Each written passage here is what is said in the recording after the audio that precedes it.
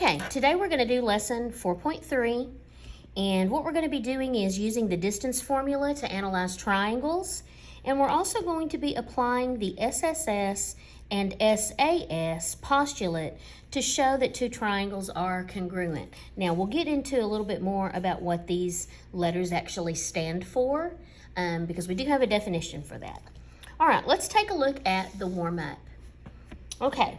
You have this figure here, and the first question says, if we know that AB is parallel to CD and AD is parallel to BC, what angles are congruent by which theorem? Okay, so when we take a look at this, it tells me that AB is parallel to CD, so that means this line right here is parallel to this line right here. Now, you guys know, we've been talking about this, when I have another line cut through parallel lines, that is my transversal. So if I have a line that comes through here, and these are parallel, I know then that this angle,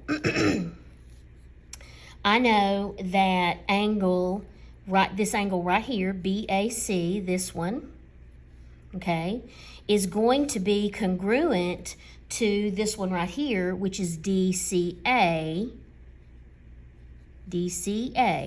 this one. They are alternate interior angles. So, which ones are congruent? I know that angle BAC is congruent to angle DCA, okay, that I know.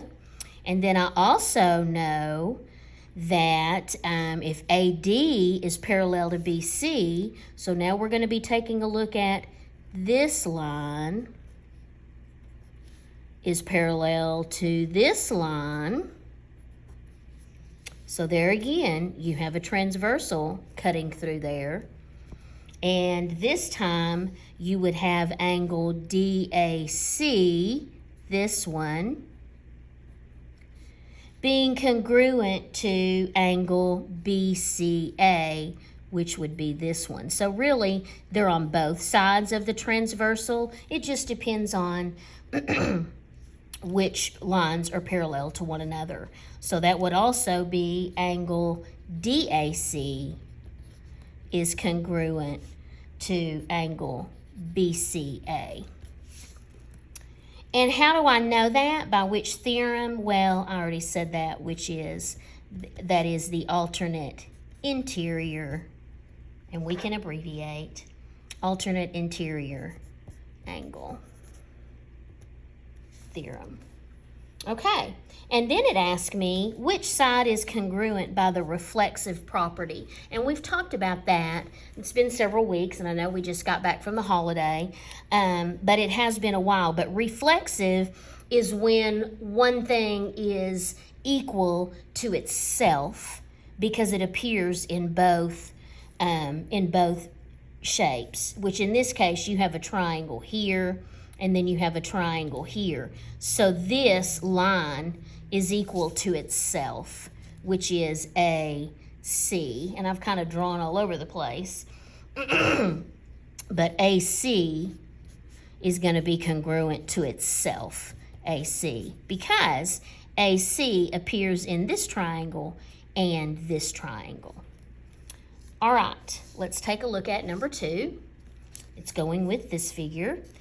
And then it says, if we know that B is the midpoint of AC and DE. Now, midpoint's been a while.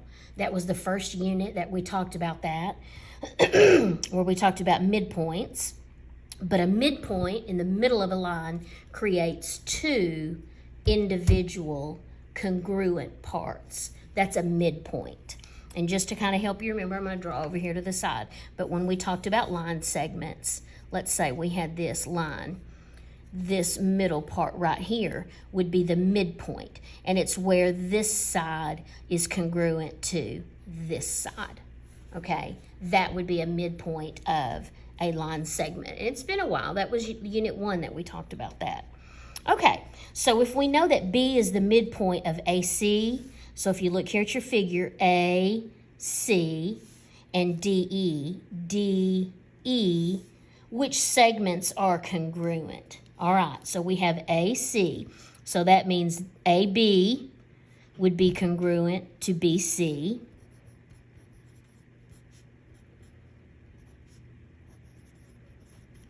And then that also means that DB would be congruent to BE because that's the midpoint. So that would be DB is congruent to BE. So those are the segments that are congruent to each other.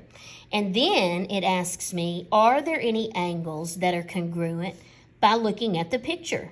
Which ones and why? Now, when you take a look at this, you really don't know any angles, if any of them are congruent to each other. However, we have talked about vertical angles, which would be here and here. Vertical angles are angles that appear whenever two lines intersect. They are right across from each other. So that would be, those two angles would be congruent, which would be ABE, angle ABE. And just as a review, it's been a while, B is your middle letter because that's the vertex. ABE, okay, is congruent to angle DBC. And there again, B is my vertex, so that letter goes in the middle. And which ones and why? Those two angles are congruent, and the reason is because they are vertical. And vertical angles are congruent to each other. Okay, now let's talk about the SSS postulate of triangle congruence. Now, this lesson today, when we did just start Unit 4, but this lesson today and the next several, 2 or 3 lessons, are all going to be talking about how we can prove that triangles are congruent to one another. And sometimes there are shortcuts to finding out if triangles are congruent to each other. So let's just take a look at SSS. Consider the question, if I have 3 lengths, 3 inches, 4 inches, and 5 inches, can I construct more than one triangle? Can another triangle be drawn with these measurements that look different? The answer to that is no. Only one triangle can be created from any given 3 lengths. You can rotate, flip, or move this triangle, but it will still be the same size. As long as you have 3 inches, 4 inches, and 5 inches, you can move them all around. You're still going to have the same size triangle. Which leads us to the SSS, which stands for side, side, side, triangle congruence postulate, which says if 3 sides in one triangle are congruent to 3 sides in another triangle, then the triangles are congruent. So here they show you by the markings. BC has 1 mark, so it would be congruent to YZ. And then here you have AB would be congruent to XY, because they have 2 markings. And then AC would be congruent to XZ because they have the 3 marks. So when those 3 sides in each of those are congruent to each other, then you can say, oh, because of side, side, side, those 2 triangles are congruent to each other. And then here it just kind of restates what I just said. The SSS postulate is a shortcut. Before, you had to show 3 sides and 3 angles in one triangle were congruent to 3 sides and 3 angles in another triangle. Now, you only have to show 3 sides in one triangle are congruent to 3 sides in another. So they realized that as long as the sides are congruent, then therefore, by a shortcut, you are able to say that the triangles are actually congruent to each other by SSS. Okay, example 1. Write a triangle congruent statement based on the picture below. Now, you want to take your time here, and we just talked about doing congruent statements in 4.2, and I realize that for some of you that was a while back, but you you have to be sure that you put the letters in the correct order when you're writing the congruent statement. The first triangle that you write does not matter the order. So since it's ABC, that's kind of a natural order, so I'm going to put ABC. So triangle ABC is congruent to triangle. Now, in case you've forgotten, so here's a review. These letters have to be in the same order. In other words, the angle that's congruent to A in this triangle over here, that letter has to come first to be in the same position. So A is between sides 1 and 2 markings. So L is between 1 and 2, so L would come first because it's the same as A, okay? And then angle B is between 1 and 3, so M is between 1 and 3, so M would come next. And then that leaves K. And C is between 2 and 3, and K is between 2 and 3. So there you go. So now you have triangle ABC is congruent to triangle LMK. So just remember, the first one doesn't really matter what order you put it in, but the second one it does. You have to be sure that you put the corresponding angles in the right order. Remember that. Okay, here's another shortcut. This one is SAS, triangle congruence postulate. SAS refers to side, angle, side. The placement of the word angle is important because it indicates that the angle you are given is between the two sides. Now, here's a definition. Included angle, when an angle is between two given sides of a polygon. Here's a good example here. You have side AB and side BC, and here the angle is between that. Okay, so this would be side, angle, side. And we're going to do a couple of examples here in just a second, okay? So I just want you to think about this question. If I have two side lengths of 2 inches and 5 inches, and the angle between them is 45 degrees, can I construct more than one triangle? Can you draw another triangle with these measurements that would look different? And the answer to that is no, because this is why. If you drew this length and you drew this length and this angle would be exactly what it needs to be, you have no choice but to connect that other side from end to end. You have no choice about that to create your triangle. So as long as you had these two sides and this angle specifically, could you draw another triangle? No. Only one can be created from those two sides and that angle measure. Okay, so here is actually the side angle side triangle congruent postulate. If two sides and the included angle in one triangle are congruent to two sides and the included angle in another triangle, then the two triangles are congruent. And here's a really good example here. You have these two sides that are congruent, these two angles that are congruent, and these two sides. Now don't panic. I know that this has the 2 right here, and this has the 2 on this side. That just means the triangle has been flipped, and it can do that. So just be careful when you're looking at your markings. But if you're going by side angle side, it has to be between 1 and 2. And this one is between 1 and 2. And what I mean by that is the angle could not be over here on this triangle, because then that would not work, okay? So let's take a look at example 2. It says, which additional piece of information do you need to show that these two triangles are congruent using the SAS postulate? So SAS is side, angle, side. Okay, well, I have side and angle, and I have a side and an angle. I have a side and an angle. So I need another side.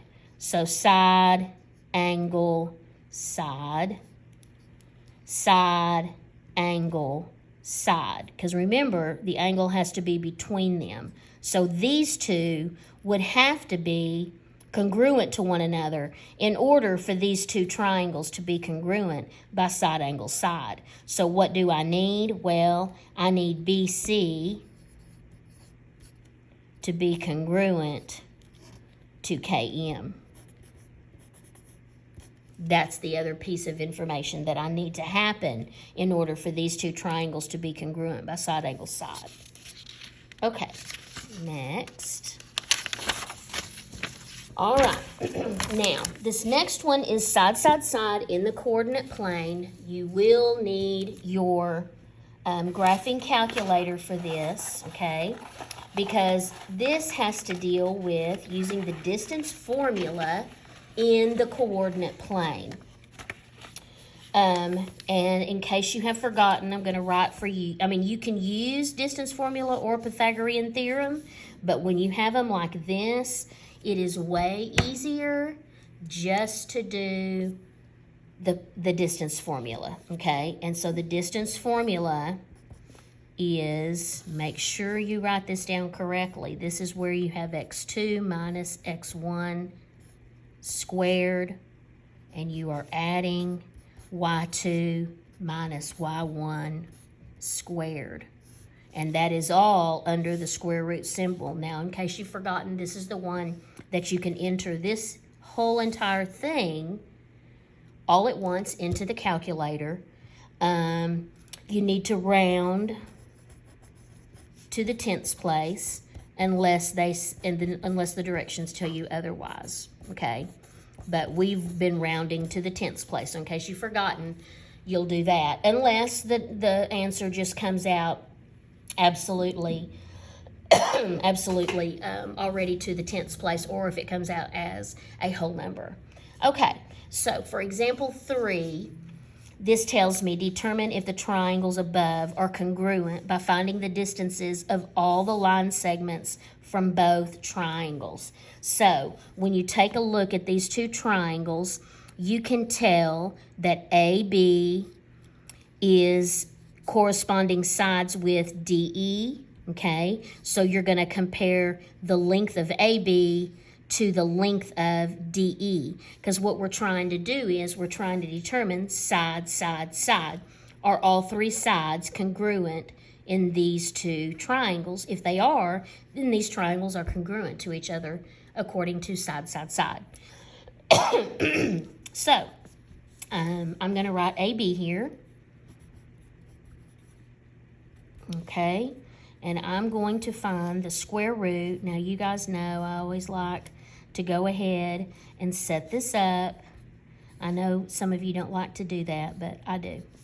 Okay, so for AB, I'm going to take x2 minus x1. Now, some of you might be saying, well, how do I know x2 and x1? How do I do that? Well, take a look at, you have A, B. Okay, so what you're going to do is you're going from A, B. A would be your x1, y1.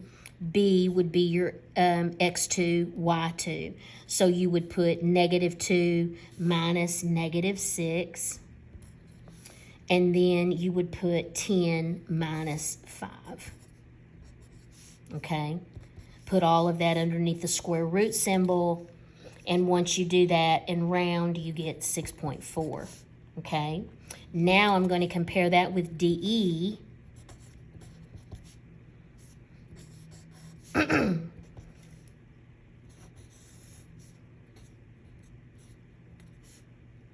Oops, it's supposed to be subtracting plus squared.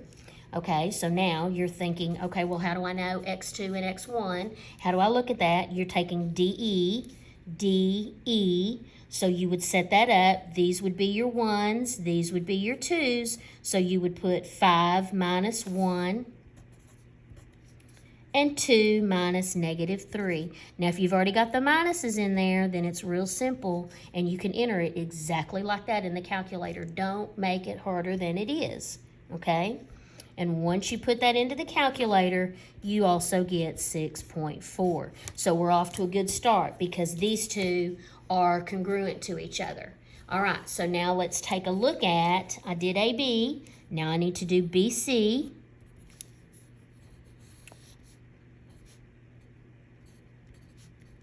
And don't forget that little squared, because the good thing about this is if you can enter it correctly, just take your time.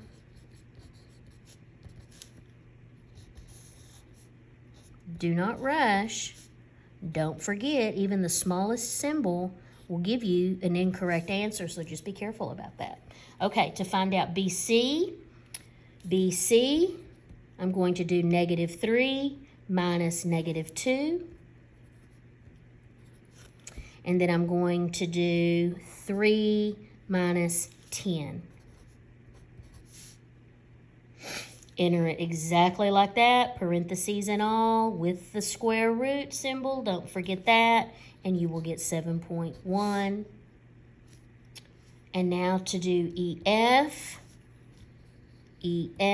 I would take 4 minus 5. So you're kind of working backwards, okay? And then I would take -5 minus 2.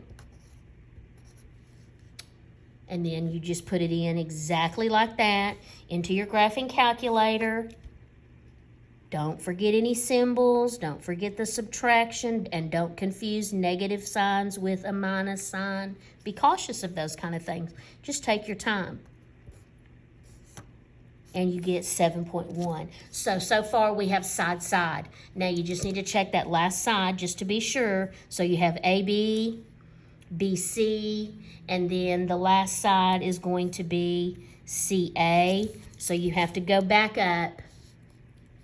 CA, that would be your last one, and then you'll compare that to FD, okay? So for CA, and I know it seems like it takes a long time, but it really doesn't. It's just that I'm talking between each one. It really doesn't take that long when you go to set it up. Now for CA, again, you're going to be working backwards. So in other words, you're going from A to C. So you would put -6 minus -3, and then 5 minus 3. It's so much easier when you go ahead and write most of the formula, and then all you're doing is plugging in the number. And then enter that into your graphing calculator, and you will get 3.6. And then to do FD,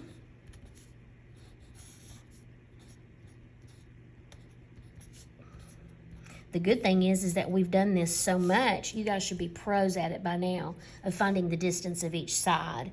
And now FD, now just remember, excuse me, you'll be kind of working it backwards. I guess I could scoot down a little bit so I can still see. Okay, so you would do, for FD, you would do 1 minus 4. And you would do -3 minus -5. Okay? Just be cautious here. Don't confuse the negatives with the subtraction sign. Just take your time, like I've said. And when you do, you will get 3.6. Okay, so 6, 4, 6, 4, 7, 1, 7, 1, 3, 6, 3, 6. And so my answer there would be yes, those two triangles are congruent to each other. And I know it seems like it's a lot of work, but again, it's really not once you get the formula down pat. Now, example number 4 is the same thing. Determine if the two triangles below are congruent. And again, you can tell it's going to be set up the same way. AB would be congruent to DE. Okay, BC would be congruent to EF, and then CA would be congruent to FD. Okay, so here we go. Let's set this thing up. Okay, so when you go to do AB, you would put -8 minus -2. And then you would put -6 minus -2. -6 minus -2. Okay. And put that one into your graphing calculator, and you will get 7.2. Okay. And then go to DE.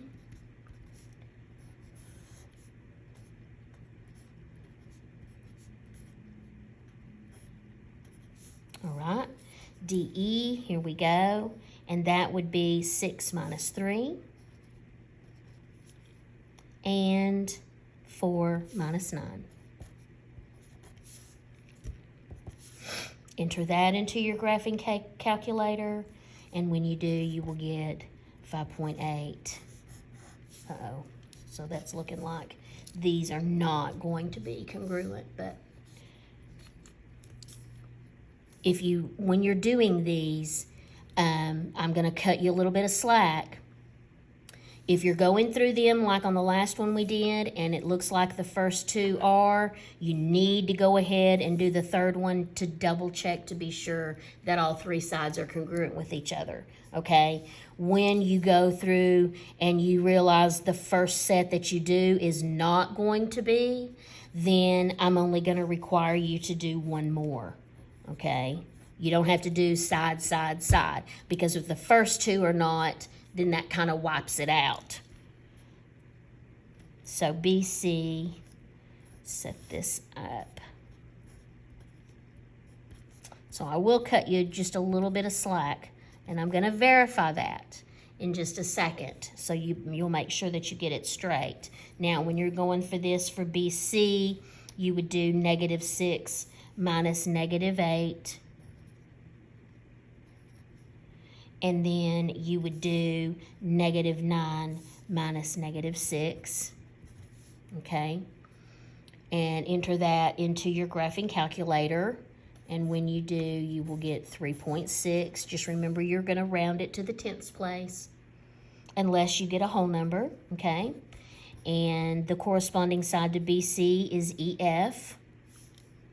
So I will set that up. Okay, and now to do EF, excuse me, I would do 10 minus 6 and 7 minus 4. Okay, and when you enter that into the calculator, you will get whole number 5. Okay, so you have these two and you have these two. So when your first two are not the same, I'm going to go ahead and let you stop right there and let your answer be no. They are not going to be congruent with each other. So if your first two are not, you can stop and put no, they're not congruent. But like on the last one that we just did, if you do your first two and they are, you need to go ahead and do that third one just to be sure. And then when they're all three sides are congruent with each other, you can say yes, they are, because of side, side, side. Okay, and that concludes lesson 4.3.